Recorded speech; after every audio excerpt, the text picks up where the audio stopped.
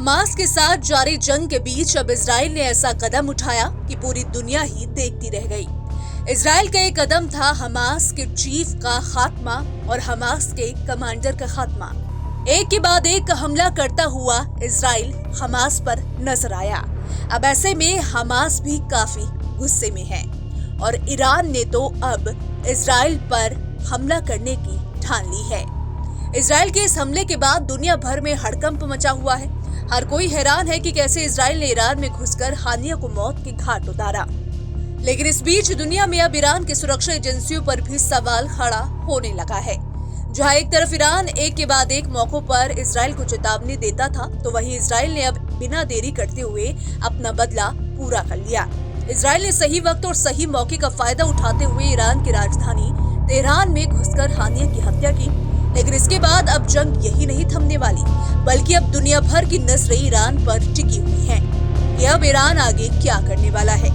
Iran की ताकतवर agency Islamic revolutionary guard core यानी कि IRGC ने बताया कि हानिया के आवास को रात के 2 बजे मिसाइल से निशाना बनाया गया। इस हमले में हानिया के गार्ड की मौत हुई है। ईरान के राष्ट्रपति और हमास ने इस हमले के लिए इजराइल को जिम्मेदार ठहराया है। ईरान के सर्वोच्च नेता अयतुल्ला अली खामेनेई ने इजराइल को सख्त सजा देने की कसम खाई। यानी ईरान में हानिया की मौत से एक और नई जंग की शुरुआत होने की आशंका जताई जा रही है। लेकिन अब सवाल ये कि अब तक जो जंग हमास, हिजबुल्लाह और हुती के बीच इजराइल की जारी थी, तो क्या अब इस जंग में सीधा ईरान कूदने वाला है?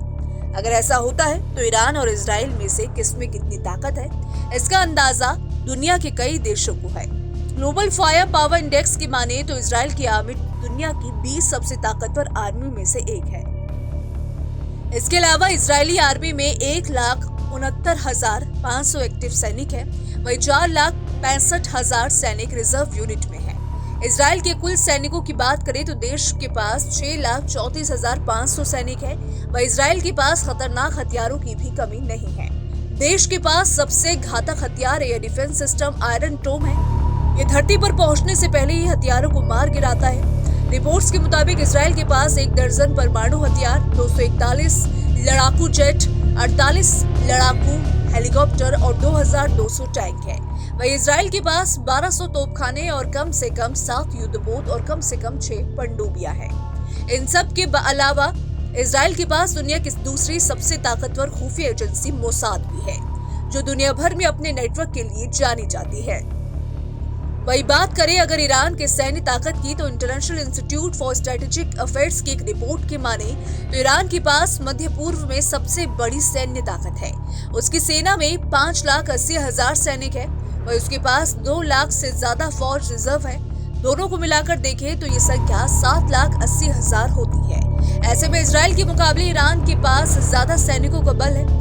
इसके अलावा ईरान के पास उसकी सबसे बड़ी ताकत बैलिस्टिक मिसाइल है। अमेरिका का राष्ट्रीय खुफिया निदेशक के कार्यालय की माने तो पूरे मिडिल ईस्ट में ईरान ऐसा देश है जिसके पास सबसे ज्यादा बैलिस्टिक मिसाइलें हैं। इसके अलावा ईरान के पास हाइपरसोनिक मिसाइल, ड्रोन, परमाणु हथियार और 273 फाइटर जेट और अटैक एयरक्राफ्ट भी है। अब अगर ऐसे में ईरान और इजराइल के बीच जंग छिड़ती है तो ज्यादातर सैन्य ताकतें दोनों के पास ही हैं, लेकिन मिडिल ईस्ट में भी इसका असर साफ देखने को मिलेगा।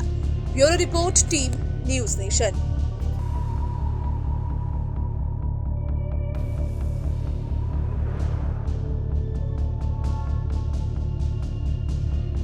न्यूज नेशन अब व्हाट्सएप पर खबरों के ताजा अपडेट के लिए न्यूज नेशन के इस QR कोड को स्कैन करें।